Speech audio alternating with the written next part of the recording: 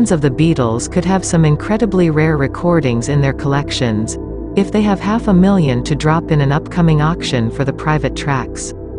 The big ticket item is a collection of never-before-heard recordings from the iconic group, including band rehearsals at John Lennon's Kenwood home and even pieces of unreleased albums, all on 6 tapes.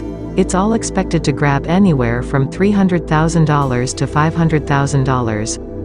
The legendary tapes were obtained by a memorabilia collector named Phil from Charlotte, and he tells us he got the recordings 5 years ago from a man in India, who says he first secured them from Derek Taylor, the group's former press officer who was often dubbed the fifth Beatle.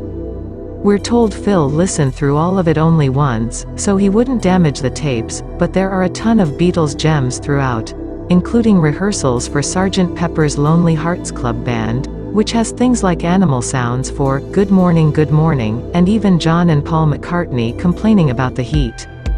That's not all. There are also recordings of George Harrison's unreleased album with the Bonzo Dog Doo-Dah Band, almost 2 hours of Yoko Ono's Primal Scream Therapy, yeah, really, and an unreleased collab album with Yoko and John. There's also an extremely personal and revealing 45-minute interview where John questions Yoko's motives for being with him. It was recorded in 1969, the same year they got married. Safe to say, this is a killer find for Beatles heads. So if ya can afford the steep price tag, the auction is live now through Gotta Have Rock and Roll and ends Friday. Private viewing and listening to the tapes can be made through appointment.